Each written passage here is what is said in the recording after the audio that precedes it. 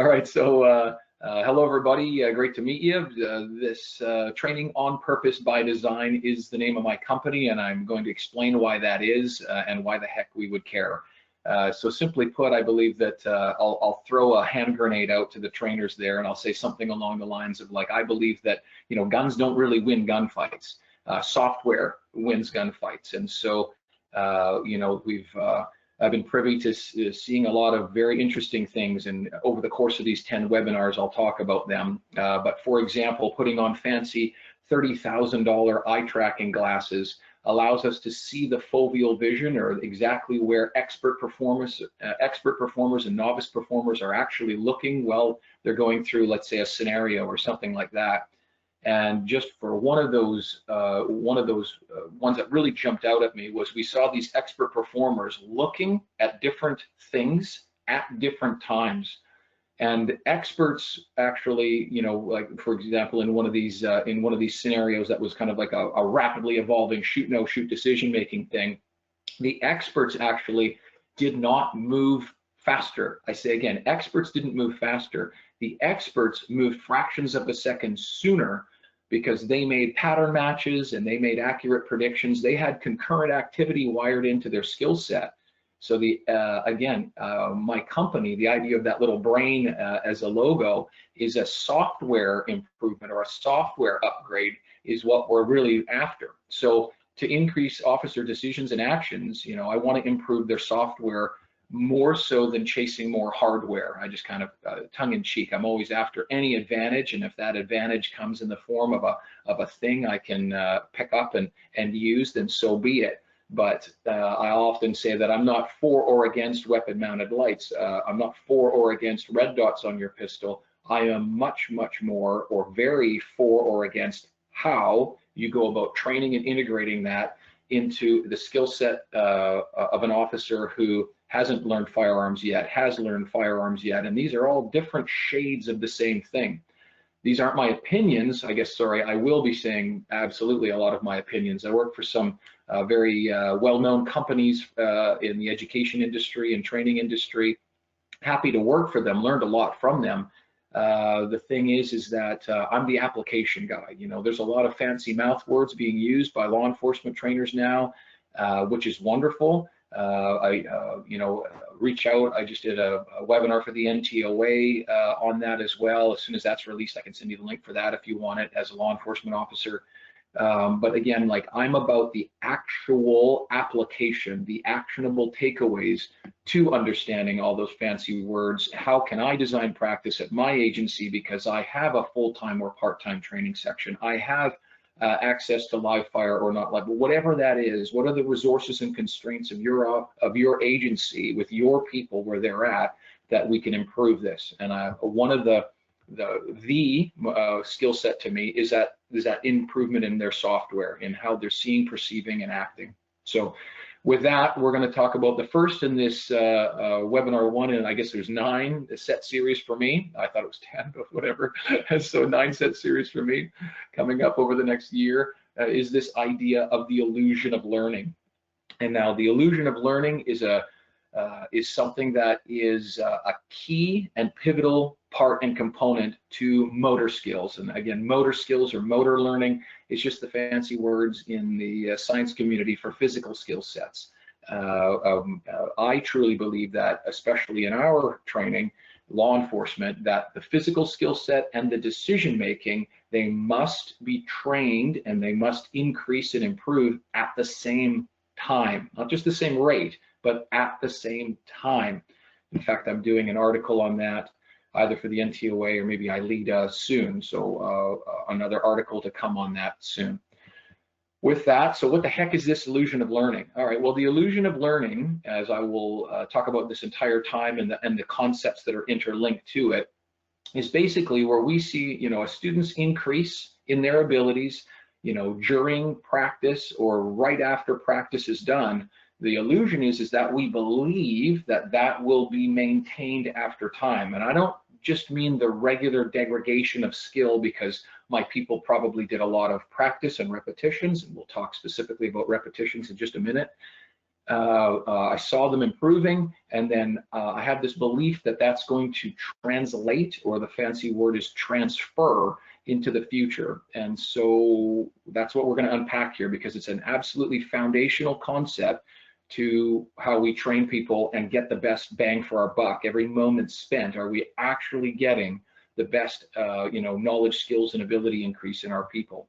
So it's simply put, it's a fallacy, it's an illusion. That's the whole point about that slide, right? And so as we move on here, the student has improved performance, but this can be temporary and doesn't lead to transfer. So a key part about what I'm going to now start talking about is this idea of performance, which on a timeline left to right, hopefully the camera is doing that for you. So over on the left here, performance, but then after time passes, what was the actual learning? So the phrase for instructors especially to understand is performance versus learning. We'll get to that right away here. So if you kind of land on understanding the illusion of learning, not just the way that I understand it, but the way that the motor learning research, so we're talking hundreds of peer-reviewed journal articles, say that there is this illusion of learning with specific kinds of practice, and we're going to go far more in depth than just this block or random practice.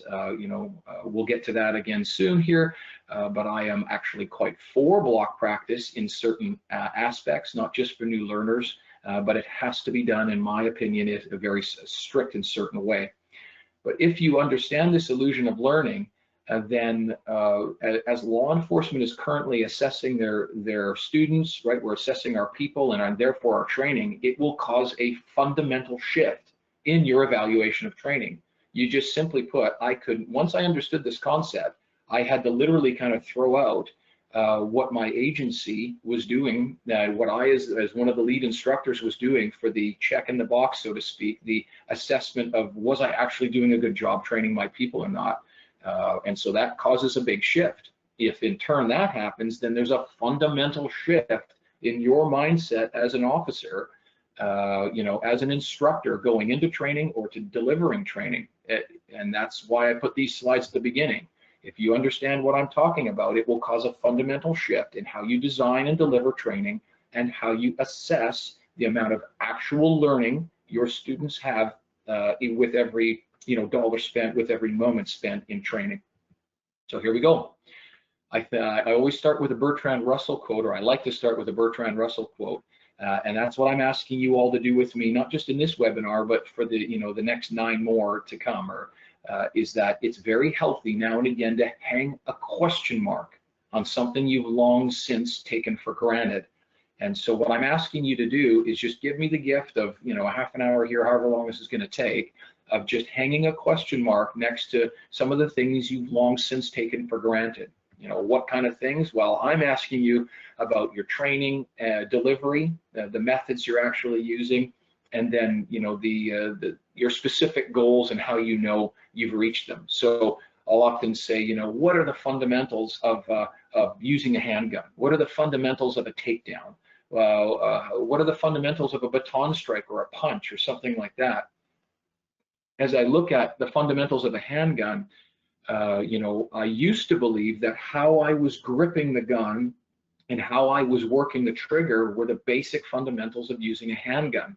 And I still believe they are very, very important, but those are like 3 or 4 or maybe even 5 levels up from the basic fundamentals of a cop using a handgun, out in society, out on the street.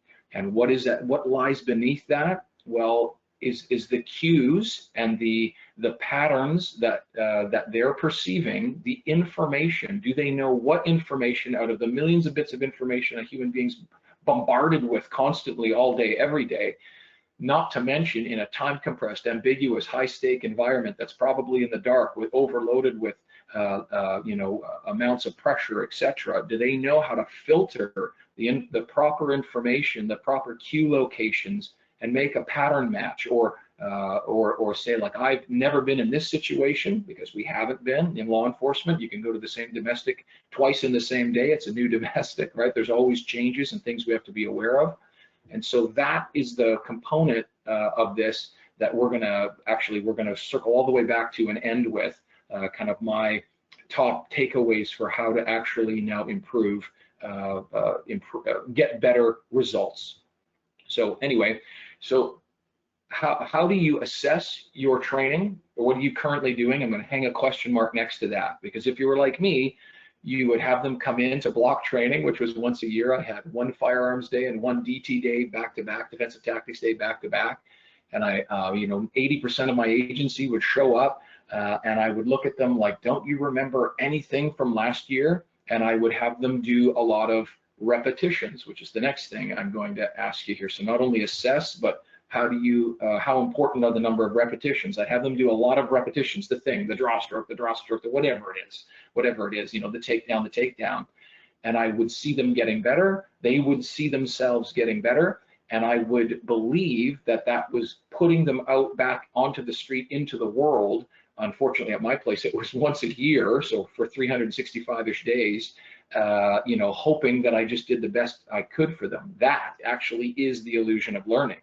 We know that there's skill degradation, that skills fade off and drop away, especially when they're not maintained and boosted. But there is actually the type of practice. I'll just spoiler alert. I mean, I'm just jumping straight to it because I'm not here to hide and hold back information. The type of practice that learners like to do and the type of practice that instructors like to do because they see these rapid, quick improvements in their learners are actually the worst for long-term, what's called retention and transfer, or long-term learning. So what's the alternative? Well, we're going to unpack that as we just kind of go through this illusion of learning idea. So first of all, there's this idea of repetitions. There's this concept, I'm sure that you've heard it before, this 10,000 hours of practice rule. And as you can see, we got a couple of pictures there. So there's a football, there's a motor learning. That's where we're decision making and reacting to other people. In the piano example, again, it's a motor learning skill. It's a physical skill, but it's in a closed environment that's not open to changes other than you, the person, and your stress and pressure at the time. So this was perpetuated in a couple of very popular books. I'll not mention who that author was because, frankly put, he was incorrect. So the 10,000 hour rule is not about the amount of practice. It is about the quality of practice, and I'll explain the research from Anders Ericsson in his very good book, where that was taken by another author, perpetuated as this 10,000 hour rule.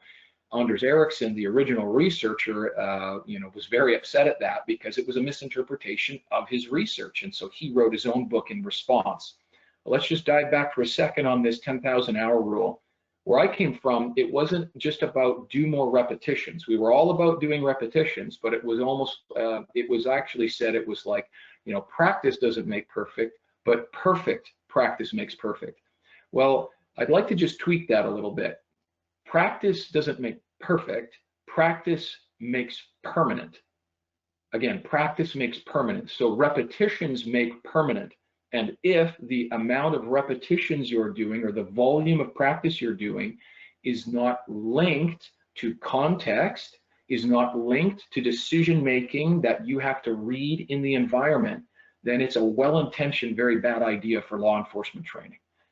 I'll continue on with that idea and actually end with it as well. So here we go with, again, quality of practice matters. It's not about 10,000 hours. It's about the quality. And so Anders Ericsson, there he is with one of his books, Peak, excellent book. Don't read the other ones. I won't mention them right now, and that other author. But you can do a quick search and find out who Anders Ericsson was very upset with and actually told to retract what he had put in his books. He wouldn't, because this other author was making a lot of money on it, I'm sure. So Anders Ericsson had to write his own book, and he didn't want to do so, but he said he was forced to do so because of this misinterpretation of his research. So if you're going to read any book on it, Peak's the one to read. So the idea is that back with this concept of practice and repetitions, it was thought that you had to do 10,000 hours of chess play with people of elite levels in order to become the level of an elite person, a grandmaster, etc. But now we're finding that via computers, people are literally becoming chess grandmasters or of elite and high levels in chess in 5,000, 6,000 hours. In fact, there's even some claiming 3,000 or 4,000 hours. So what the heck? Why do this? What's a computer offering? Well, a computer is offering more patterns of more chess setups. It's not just about playing more repetitions of chess with someone. It's about getting exposed to more and more patterns and cues. In a chess game, that's where the pieces are, what pieces they are, and where they are on the board. But in a gunfight or a domestic dispute gone to assault or weapons or something like that, those are different cues. And of course, we're going to talk about what those are, and I'll give a few examples, not that you don't know already. But again, so the idea is the quality of practice. What I actually teach quite frequently, just putting them into slight little drills versus these big long scenarios, and having entire groups at one time experiencing them, mimicking what would be if I threw up flashes of different or patterns and setups on a chessboard, for example, and you get a lot more practice in. So again, how are you evaluating the results of each repetition? Hence the idea of quality of practice, or what Anders Ericsson termed deliberate practice. He said deliberate practice is what matters, and then how can we be intentional and deliberate with our practice? Well, that's what we're talking about. So this illusion of learning, here we go. Let's figure it out.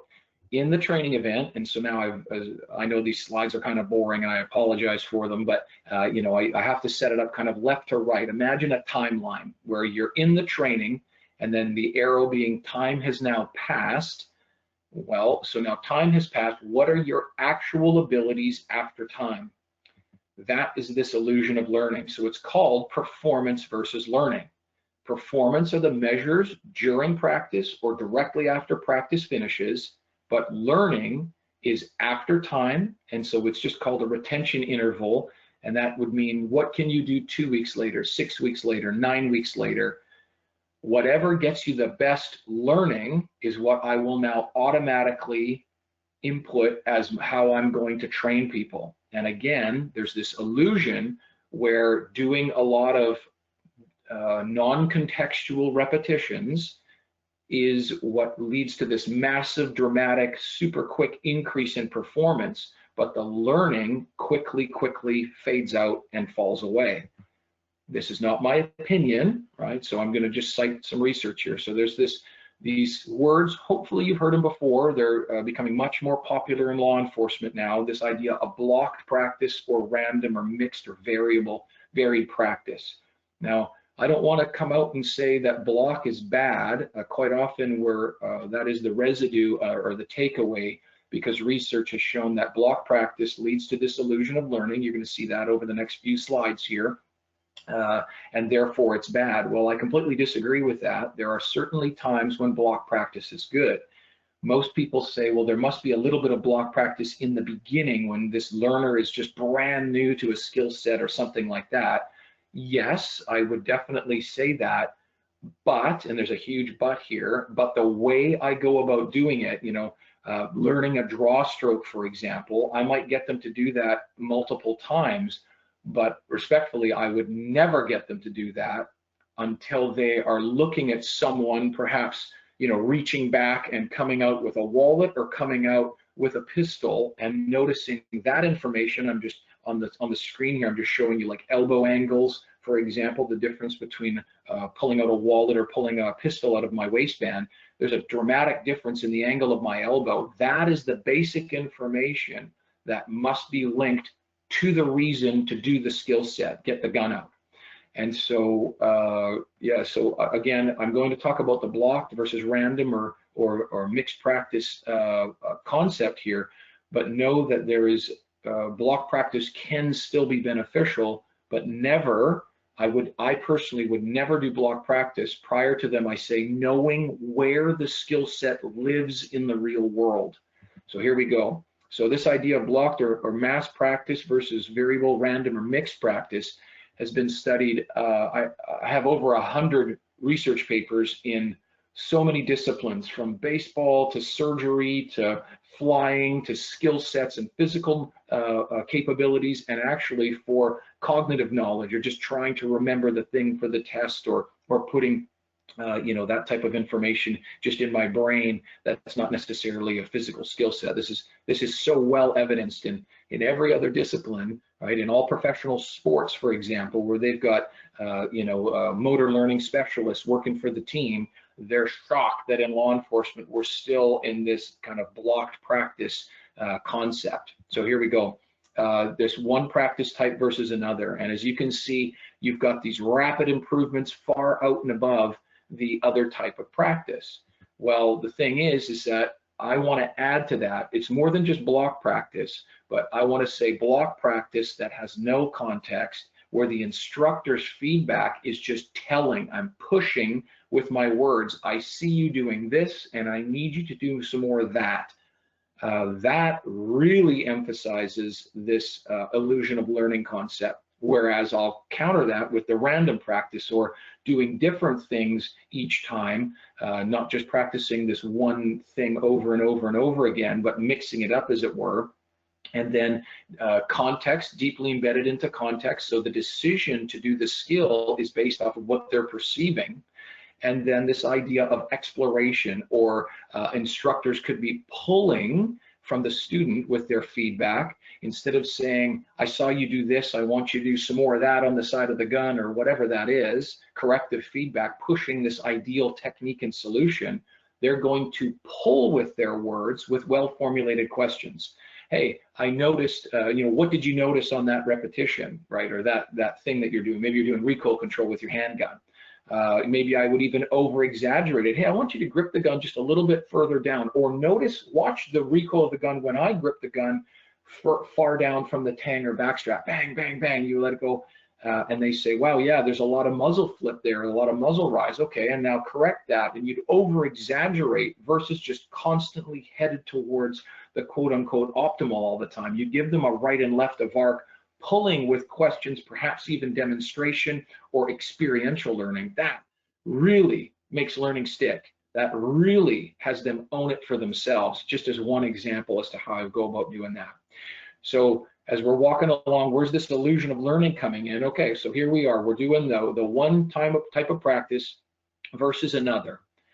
Now, after time, so in this case, it's supposed to say 1 month there, although on my screen that month is just a little cut off. So 30 days later, where are the skill sets going to be? Well, all of these research papers show a dramatic drop in the knowledge, skills, and ability of the people who were doing that mechanical rote. ROTE is just mechanical repetition, number and volume of repetitions versus quality of deliberate practice. Their skill sets drop off so much faster. And that literally is the illusion of learning, right? So when I as a student, and you're instructing me, I keep doing that technique. I keep doing the armbar, whatever that thing is. I see myself getting better. You as the instructor see me come in and I'm not doing well, and I do a whole bunch of repetitions, and you see me getting better and I saw myself getting better. But the illusion is that type of practice is going to best set me up for my abilities down the road after time has passed. In this case, basically an average, about 30 days. The bottom is falling out of their skill set. And if you do block practice like you did at my department, where I'm not even going to see you again at best for a year, it could even be the beginning of 1 year and the end of the next year, so almost 2 years in between. Your skill set and decision making and physical skill set is through the bottom of the boat in no time at all, versus if I were to do a different method of practice. But looking at this line on here, that red line of practice, as it were, that more deliberate, purposeful, contextually linked practice, the problem is that we don't see initially and immediately them get as good. So that is the huge change in our brain, and we have to explain that to our students as well. You might not see or feel yourself getting as good, but it's more sticky. The learning is going to stick around longer because of the type of practice and how the brain works. If you ever want to know more about that, I'm happy to dive in on how we consolidate memory and things like that. It's very specific, and we can leverage all of that depending if you're an academy versus, perhaps in-service training, just grabbing your members once or twice a year. So that's the illusion of learning.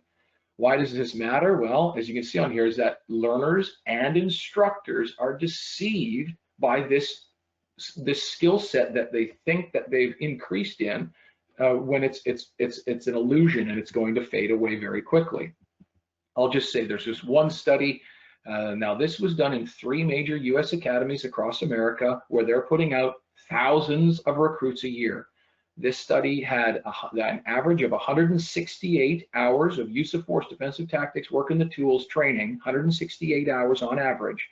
And the short version of this story is that they were measured after. So they separated all the skills that they were learning into complex and gross motor skills. And they found that on average, after 2 weeks, after all 3 of these academies were done with their recruits, after 2 weeks, they brought them in for a test, and they found that complex motor skills were to a point where most were non-functional. They wouldn't have passed after 2 weeks, and 6 weeks later for gross motor skills. So we're talking like mandibular pressure point angle, for example, was non-functional 6 weeks later. So that should be a mind-opening, a real huge question. How were they practicing? Well, block and silo practice, de-linked from context, de-linked skill sets, and everything that we're talking about. This is the epitome of that. So there's only 2 measures of actual learning. Remember, we said performance, and then after time, there's this learning is what we need to measure, not performance in the moment or directly after. So that's a mind shift, and a shift both in the student and in the instructor. So just looking at learning occurring after time, there are 2 measures for learning. We need to think about them, because these are our tests, or these are the things that we want to measure. One of them is called retention. So that just means you remembered it. It was retained. It's in your long-term memory. But the more important word is called transfer. I will explain what it is and why it's more important. So here we go. So as we talked about performance in the red box, that's in the moment, in the training, or directly after your training. That could be an hour long, that could be a day long, that could be a week long, whatever that is. You saw them getting really good at it, so to speak. Well, now hopefully you're going to hang a question mark next to the methods that you're using and the quality and type of practice you are delivering with your people in that performance, in that training itself. But then after time passes, remember the 2 words that we care about. One is learning, is called retention. Again, that's in your long-term memory. But honestly, I personally don't care about retention. I only care about transfer. I'll explain why. Is that you can actually have high rates of retention, but that doesn't necessarily mean high rates of transfer. So here's this word transfer. That is, transfer means that not only did they retain or remember it, but it's like a step further, that they could recall that skill under a novel environment. They could recall that skill, not when you just go retention test. Hey, do you remember doing an armbar takedown? Yes, I remember that. Hey, Kate, demonstrate an armbar takedown for me on that instructor who's just kind of basically standing there. Okay, that's retention. That's not what I care about as an officer for my people, as an instructor for my officers. I care about their ability to be in a confrontation with someone under a novel stimulus environment, one unlike they've been in. Now they're in a domestic, someone's grabbing onto their partner, whatever it is, they're going to now come out with the right decision and skill set. That's called transfer, and that's all I care about. That's all I care about. So here we go. Whatever gets the best transfer will automatically be what and how I train my people. That's my new evaluation. It's not because we've always done it this way. It's not because I'm good at my skill set and I believe like I got good at it by doing these things. It's test transfer. Whatever gets the most transfer automatically, that's what I'm going to start doing more of, both in my structure of practice and training and in my conveyance, the methods and feedback that I'll use. It completely revolutionized how I did business, and continually does, because I'm always testing transfer to make it better. So this illusion of learning again, it's the type of the type of practice, or tell me what to do. Just tell me what to do, coach. Tell me what to do, instructor. And I feel and see like I'm getting better versus struggling, as it were. That is that's the unfortunate thing, is that students themselves and instructors gravitate, naturally, as it were, to the type of practice that is actually the worst for retention and transfer. And these studies have been done many, many times. An edge weapon study, for example, where they had a very linear environment. The person's going to slash at you with a number 1, and I want you to do the thing, this thing, this thing, and this thing. And they will practice that a whole bunch of times. Then it's a number 2, then it's a number 3, and it's very structured, very linear, very prescriptive. They're telling them what to do and how. And then they had another group of people where it was more organized chaos. It was, this person's going to come at you, and I want you to see how you can attach to them and limit their mobility. And then they explore that, and it looks like a hot mess versus this structured practice over here of, a number 1 strike, and do the A, B, and C as a response. This other group that looks like a hot mess, and they're guided and they're exploring, and if we were to watch it, they don't look as sharp, clean, crisp, clear, uniform. That's those 2 types of practice I put on the graphs before. Now, during the reason I'm talking about this edge weapon study is because they had a transfer test, which is very rare. Usually they're retention tests. So they had an instructor call these recruits down. They said, hey, you got to go talk to the head of the academy. And but they didn't know, but then the instructor was waiting with a shock knife down at the end of the hallway on video, and he literally jumped out. They didn't know anything about it. They just had to solve the problem while he was trying to shock them with a shock knife. That's a very novel environment. They weren't prepared for it. It mimics what could happen on the street.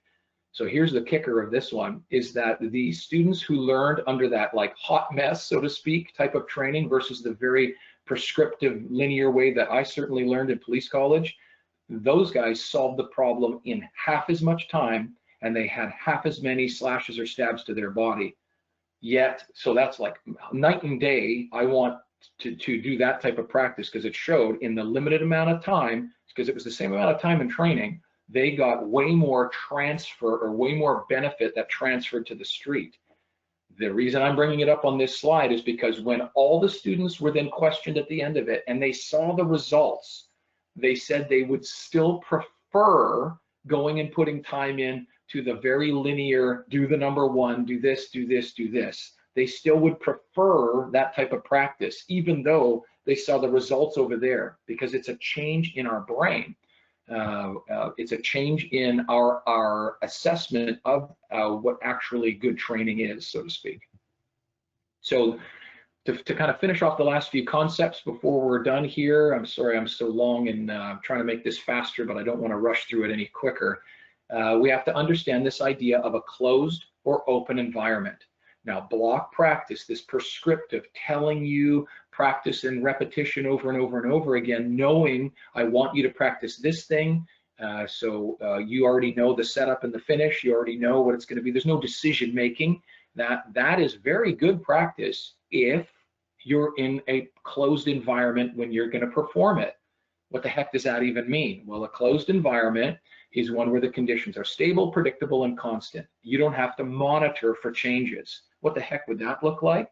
Well, that would be, imagine if I was training for a gymnastics routine, or imagine if I was on a high diving board and I was training to do all those flips and assaults and things through the air. Well, that would be an environment that I don't have to worry that someone's going to walk up and push me over, or walk through, or the lights are going to change all of a sudden, or I might have to start an action and then stop it because someone else is moving or something like that. That's a closed environment.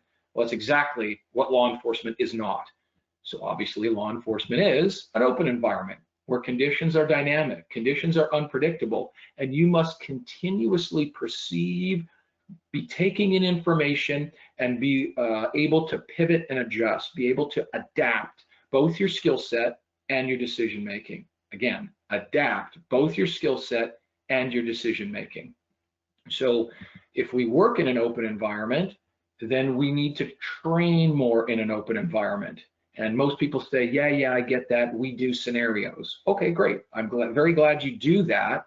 Although I am extremely precise on how you actually go about doing drills and scenarios. They certainly don't have to be these high fidelity, massive, long scenarios. In fact, I train multiple people, 10, 15 or more at one time, using drills or using scenarios, because it's not a testing thing, it's a training thing. But the point here of these slides, as you look at them, is you see a target and it's not moving, it's not offering any information as to when to get a gun out, why to get a gun out, when to start shooting, when to stop shooting. None of that is represented in this static target, the qual target, as it were, in Florida. So I would only shoot at the qual target once a year when you needed to qualify, and I would have photorealistic targets. I'll just move the camera a bit, with people offering, like deadly force threats and decisions, different angles and things like that. And those are the ones I'd shoot at continuously, qual only on that, whatever it is, B-52 or whatever they call it, in Florida, and then get rid of that thing right away. In an open environment, of course, is where skills and decision making have to come together, and you have to learn how to pivot and adjust continuously. So here's the solutions, or here are the very, very grounded and informed by the research and evidence, fixes or optimizations for training. Context as early as possible, and I've got an X through it like it's a bad thing. Well, no, what's a bad thing is by putting people into the types of environments, what those pictures are showing. That's what I was taught to draw and holster a pistol on. In fact, it wasn't even a target. It was just divide the academy into two, face the exterior walls of the range that are completely blank, and now practice drawing and holstering my pistol on command on a pack timer, until I got it down to a low, between the beeps, a fast draw stroke.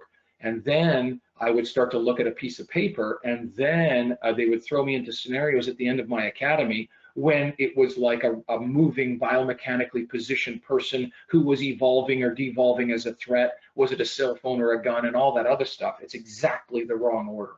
So what I would like to see is context as early as possible. So I just threw up a couple of pictures here. That first one is mimicking, I'll just kind of move the camera here, so I'm probably very small on your screen, but if you asked me for my wallet, I would pull out my wallet, which was the first set of pictures, and you notice my elbow angle. But then if you ask me for my wallet and I pull out a pistol, my elbow angle is a lot different. Well, that elbow angle is a critical clue or critical cue, almost the same thing it would be as before I were to do a big punch to you, my shoulder actually goes back and loads. My other shoulder may even drop. Those are the pre-cues and clues that we must wire our skill sets and decision making to. So I want to offer them as early as possible. The other picture with the person just kind of like that is supposed to represent biomechanics presentation. If I've got even a cell phone behind me, and I tell you that I've got a weapon or something's happening, but I produce it and hold it in a manner that is consistent with that of a firearm, for example, or something like that, then I, with my expert witness hat on, could look at your statement, could look at what you thought and understood and knew at the time, could look at body camera, et cetera, et cetera, et cetera. But the point being is that the context of the person's movement, what they're saying, et cetera, needs to be wound to the skill set.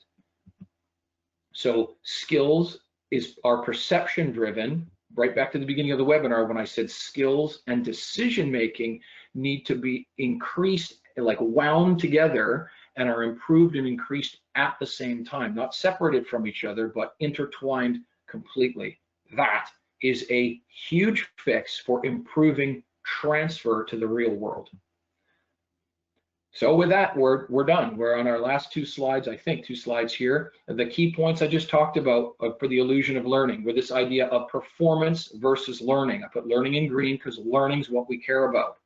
Learning, there are 2 types, retention and transfer. Transfer is what we care about. That means that you can do it in a novel environment, one unlike you've ever been in before. If I was training you to be in an environment that I knew was going to be the same, so for example, you've got jailers who know the environment they'll be in. Now the person, they themselves, as well as the other people at scene and that type of thing will be different. but I would rather try to train them in those environments if I know that environment. But the same for a cop. I know they're going to be, in a patrol, in and around vehicles, for example, in their vehicle, as example, and I'll anchor those contexts and the likely assaults or things that they're going to deal with to that as well. Another thing we talked about was closed versus open environments. An open environment, one that's constantly needing to assess, therefore pivot and adjust my skills and decision making. It's a key concept to understand. Lastly, add context as early as possible and build decisions and skill at the same time. I'm happy to talk more about that as these webinars go on. I'm going to be, I think the next one is on attention, and specifically the idea of the quadrants of attention. So just knowing that we can have our attention put in different spots, and an expert performer knows what quadrant they're in and what quadrant they need to be in. And so we practice how to get there. These are all the finer concepts that underlie expert performance, especially in open environments, under time compression, under rapidly evolving, high stakes type of stuff. So with that, I guess that basically ends the illusion of learning. Reach out anytime for anything. Hopefully you've got some comments and questions. If you do view these things before we've done the next ones, let me know, because I'm happy to even go back and answer some questions or dive in a little further on some of the concepts. And that's it for now.